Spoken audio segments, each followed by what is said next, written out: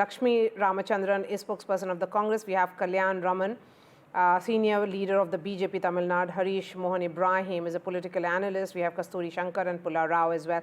Harish Ibrahim, coming on this, this entire discussion, of course, is turning to be very, very interesting. I mean, political foes are turning friends over this issue. So many would say it's not much of a surprise because that's the only way these parties will remain relevant. I mean, MNM, for example, of Tamil Nadu, of Kamal Haasan. Yeah, there is nothing to be fears over here because the language policy of a two-language policy has been there for almost 5 decades. And even when the official rules of Language Act, which has been formed during the Jawaharlal Nehru period, the two-language policy concern was given to Tamil Nadu. And whatever the metrics is because now the Tamil Nadu is because they followed the two-language policy. When without Hindi, only after having a Tamil and Hindi, Tamil and English, there were people across the board. There were people across the world in regards to diversified industries. Everywhere there are Tamilian inside on the higher board. It is because only we followed without Hindi, the Tamil, which is the mother tongue, as well as English. When it comes to NEP, they are bifurcating the entire policy by making sure there is a Hindi imposition at the back end. I will tell one thing, there is out of 34 Kendriya Vidyalaya school, 54 Hindi teachers are there and 15 Sanskrit teachers are there. Mr. Kalyan Raman, is the BJP, fearing isolation on this issue? Of course, 100%, because... Okay, that's a question to Mr. Raman. I think the question is to myself, not to you. I do not have much time. I'm really sorry because we had to cut across to that important speech of the Prime Minister. So I'll give everyone just enough time to speak. Please go ahead. Yeah, in the absence of any statistical data from the commoner, there is no point in somebody saying that the two-language or three-language formula is the best for Tamil Nadu. The common man has to opine finally as to what they want, and if we have to go by whatever we hear from the common man, they want three-language formula, not two-language formula. Whatever the experiment that has been committed in the last 50-55 years in the name of two-language formula, it has not served the purpose of Tamil Nadu in the long run because Tamils remain isolated from the mainstream Tamil Nadu. That is one of the reasons why the separate Tamil Nadu demand also cropped up in Tamil Nadu. So, in the larger interest of the national integrity, in the larger interest of the Tamils getting assimilated in the fullest, it is better to have three-language formula, including Hindi. We are not insisting that Hindi must be imposed on Tamil Nadu, but there must be three-language formula. The fact remains that it was Congress which imposed Hindi, but whereas the BJP is suggesting to have three-language formula, there is a huge difference between this and that. I think that is my first initial observation. We can, if we have time. Thank you. Let's move on. Kasturi Shankar and Pulla Rao. Kasturi Shankar, first to you. First off, Kamal Haasan is not a foe joining hands with the DMK. He has sold his soul in return for a Rajya Sabha MP seat to the DMK. He has been a part of the DMK alliance for a while now. So just so you get that context. Yes, ma'am. Thank you for correcting me. Yes. So just so you get that context. That said, in Tamil Nadu, BJP is literally the single one party, not even their alliance partners, are in favor of Hindi getting a backdoor entry into the politics of Tamil Nadu.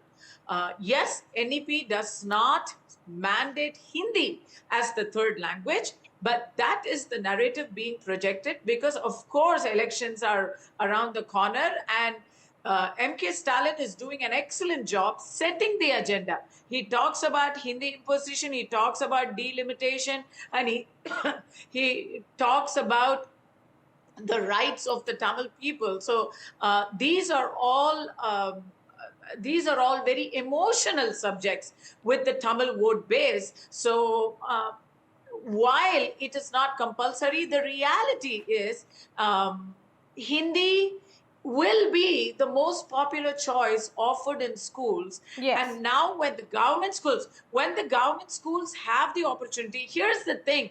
The irony is, if one accepts the NEP, Mr. Stalin has it in his power to propagate any language, Telugu, Malayalam, Sikkimese. He can actually beat the Hindi supporters at their own game by introducing a third language of his choice in the schools run by the Tamil Nadu government across the state. But no, we want the narrative more than reality because, Okay, so, that's basically this is some kind of narrative setting which is happening, Lakshmi. I mean, completely devoid of truth. Why is the state government indulging in what clearly is, visible fear-mongering? I mean, it is not that there is some kind of Hindi imposition or some kind of backdoor entry, which is not happening.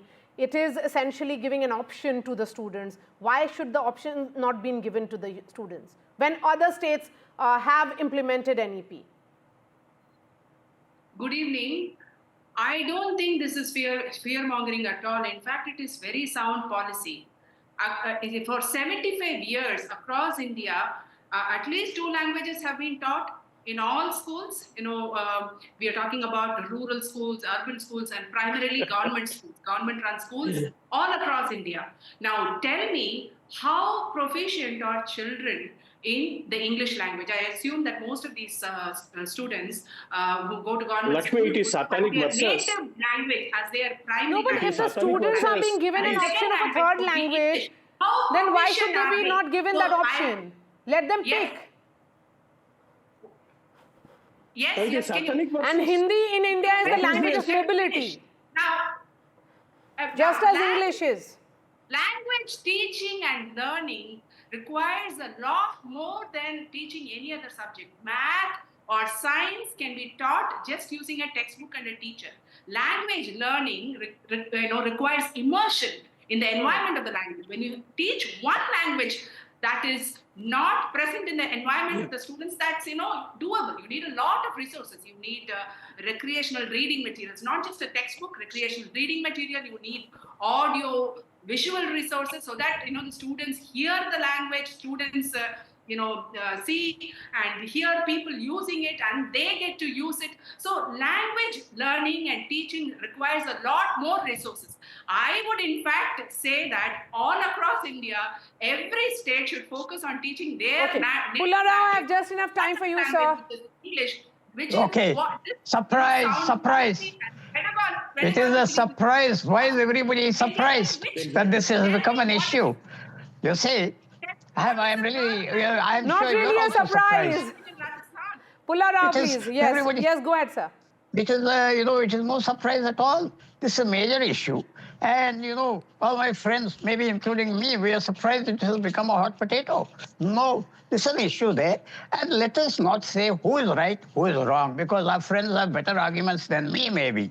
But my only feeling is the union government, and I don't want my BJP friends after me now, the union government minister should not say, take it or leave it.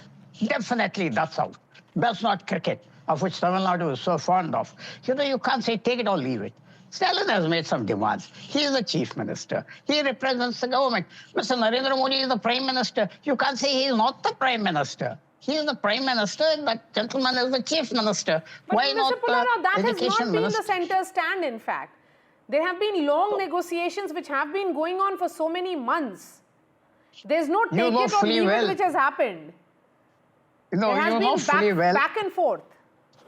You know fully well, diplomacy, negotiations never end. It would have been really, I would have said the central government stock could have gone up had they said, Mr. Stalin, let us know where you can meet us halfway or we can meet you halfway. Why not they do that? I honestly believe our country should not be torn asunder by cultural, social issues. We can discuss it. This is a mature civilization. That's a very old language, 6,000 years, 7,000 years. There can be a middle ground, and that is sadly I think this is the note on which I should end this discussion, and I really appreciate your patience.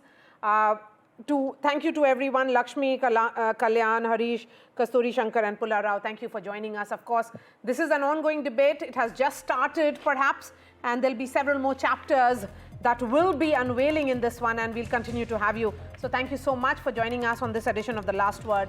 A quick break, and then I'll be back with the last word, with the big fight.